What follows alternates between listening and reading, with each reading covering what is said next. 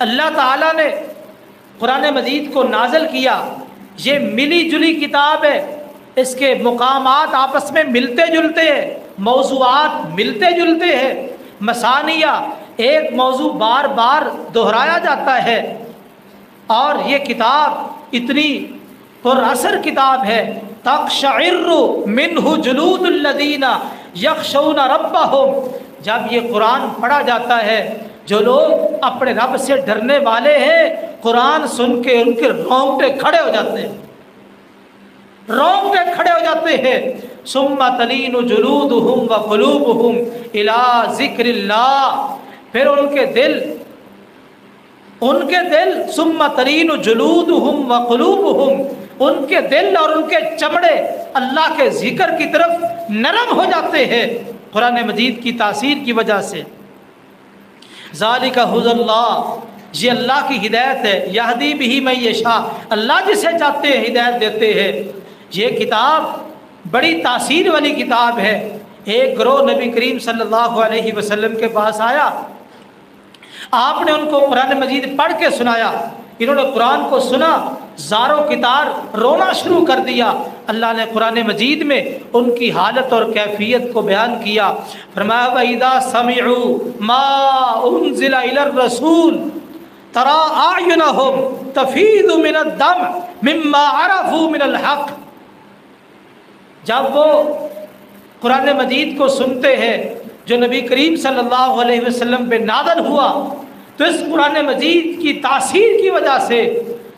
ان کی آنکھوں سے آنسو بہہ پڑتے ہیں، کیونکہ قرآن سن کے وہ حق کو پہچان لیتے ہیں، حق کو جان لیتے ہیں۔ اور اللہ نے اپنے بندوں کی صفات قرآن مجید میں بیان کی ہے، فرمایا انما المؤمنون الذین اذا ذکر اللہ وجلت قلوبہم واذا تلیت علیہم آیاتہ زادتہم ایمانا، مومن وہ ہے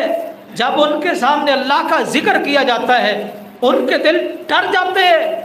ان کے دلوں میں لرزہ طاری ہو جاتا ہے، اور جب ان کے سامنے اس قرآن کی آیات پڑھی جاتی ہے تو ان کے ایمان میں اضافہ ہو جاتا ہے۔ یہ قرآن مجید اتنی عظیم کتاب ہے، اور آپ کو یاد ہے صحیح مسلم میں اسید بن حضیر رضی اللہ تعالی عنہ قرآن مجید کی تلاوت کر رہے، رات کا وقت ہے، ہر طرف اندھیرا چھایا ہوا ہے، یہ قرآن مجید کی تلاوت کر رہے، قریب ان کا گھوڑا بندھا ہوا، ساتھ ان کا بیٹا یحییٰ لیٹا ہوا، قرآن پڑھتے رہے، اچانک گھوڑے نے بدکنا شروع کر دیا، یہ پریشان ہو گئے کہیں میرے بیٹے کو نقصان نہ پہنچائے، انہوں نے تلاوت بند کی، گھوڑا سکون سے رک گیا،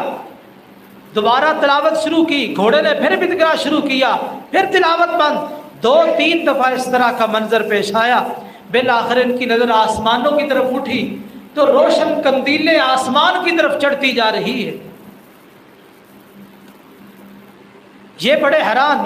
رات گزری، صبح نبی کریم صلی اللہ علیہ وسلم کی امامت میں نماز پڑھی اور آپ کو یہ سارا واقعہ سنایا کہ رات میرے ساتھ یہ واقعہ پیش آیا ہے۔ آپ نے فرمایا تو قرآن مجید کی تلاوت کو جاری رکھتا، یہ تو آسمان سے فرشتے آئے تھے جو تیرا قرآن سن رہے تھے۔ قرآن کے اندر یہ تاثیر ہے، قرآن پڑھنے والا کوئی ہو، سننے والا کوئی ہو تو اس میں تاثیر ہے، اور کن لوگوں کو یہ تاثیر محسوس ہوتی ہے؟ اللہ تعالیٰ فرماتے ہیں ان فی ذلک لذکری لمن کان لہ قلب، اس قرآن مجید میں نصیحت موجود ہے،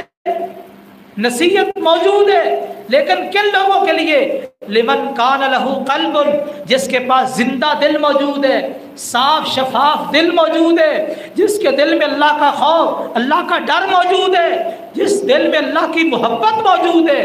وہ آدمی قرآن مجید کو سنتا ہے، اس کا دل ڈر جاتا ہے۔ اور اللہ تعالیٰ فرماتے ہیں افلا یتدبرون القرآن ام علی قلوب اقفالها، یہ قرآن پہ غور و فکر کیوں نہیں کرتے، قرآن کو سمجھتے کیوں نہیں، پڑھتے کیوں نہیں، اور قرآن کا معنی مفہوم کیوں نہیں جانتے؟ ام علی قلوب اقفالها، یا ان کے دلوں پہ تالے لگ چکے ہیں۔ پتہ یہ چلا جس کا دل اللہ کی محبت سے بھرپور ہے، صاف شفاف ہے، وہ قرآن سنتا ہے، سمجھتا ہے، اس پہ تدبر کرتا ہے، غور و فکر کرتا ہے۔ اور جو قرآن پہ غور و فکر نہیں کر رہا اس کا دل تالوں میں ہے، تالے لگ چکے ہیں، اور وہ تالے جب تک نہیں کھلیں گے قرآن دلوں پہ اثر نہیں کرے گا۔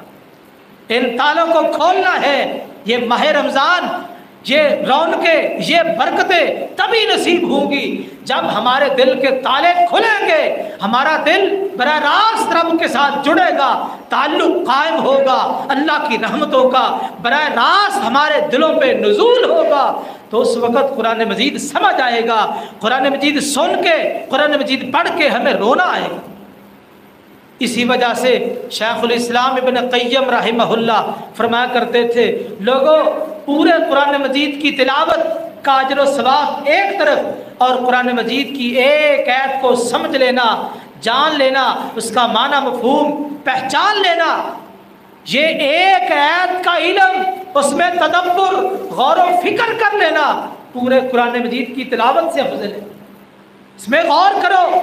یہ قرآن مجید نصیحت کے لیے آیا، پیغام ہے ہمارے نام، رب کا پیغام بندوں کے نام آیا ہے۔ افسوس کہ ساری زندگی ہم اس قرآن کو کھول کے دیکھیں ہی نہ، اس میں کیا پیغام ہے، ہمارے لیے کیا نصیحتیں ہیں۔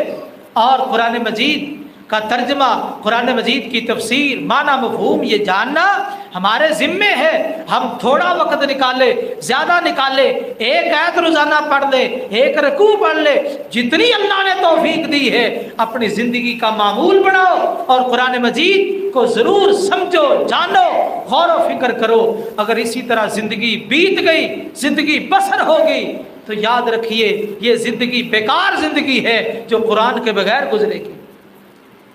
11 مہینوں کے بعد 12واں مہینہ ماہ رمضان، جو قرآن کا بھی مہینہ ہے، قرآن کا ماحول بنا کے اور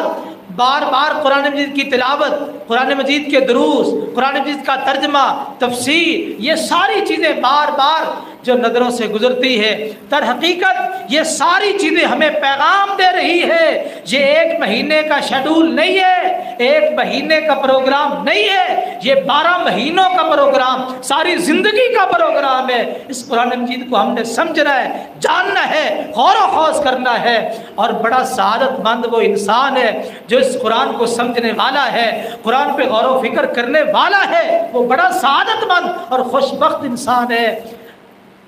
آئیے،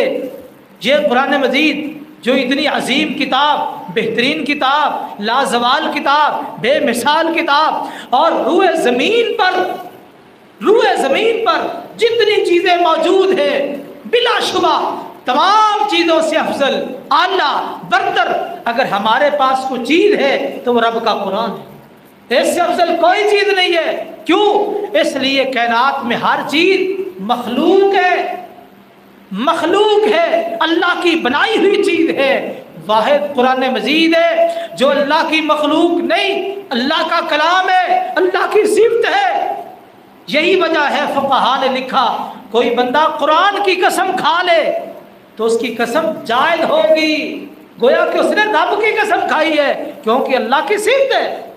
تو اس لیے قرآن مجید عظیم کتاب ہے، اور اس کی عظمت کو حاصل کرنا چاہتے ہو، اس پہ غور و فکر کرو، تدبر کرو، اس کے ساتھ دل لگاؤ، اور اس سے اعراض کرنا یہ بہت بڑی بد نصیبی ہے۔ جو قرآن کی رحمتوں سے، برکتوں سے اور قرآن مجید کے خزانوں سے محروم ہے، وہ بہت بڑا بد نصیب انسان ہے۔ آئیے، قرآن مجید کی فضیلت، اہمیت سننے کے بعد جو لوگ قرآن مجید سے اعراض کرتے ہیں وہ کون ہے، اور قرآن مجید سے اعراض کرنے کے اسباب کیا کیا ہے؟ کیوں ہم قرآن سے دور ہیں؟ کیوں ہم قرآن سے بھاگتے ہیں؟ قرآن کا ترجمہ نہیں پڑھتے اور غلاف پہ لپیٹ کے الماری کے اوپر والے خانے میں رکھتے ہیں تاکہ اس پر کوئی مٹی وغیرہ نہ پڑ جائے، پڑھنے کو تیار نہیں۔ جہیز میں اپنی بیٹیوں کو ترجمے والا قرآن دیتے ہیں، لیکن افسوس پڑھنے کے لیے تیار کوئی نہیں۔ قرآن کی برکت پر ہمارا ایمان، قرآن کی رحمت پر ہمارا ایمان، قرآن کی عظمت پر ہمارا ایمان، لیکن پڑھنے کے لیے تیار نہیں، سمجھنے کے لیے تیار نہیں۔ آئیے، اس کے اسباب کون کون سے ہیں؟ سب سے پہلا سبب قرآن سے اعراض کا فضائل قرآن سے لا علمی ہے، لوگوں کو قرآن کی فضیلت کا علم نہیں، قرآن کی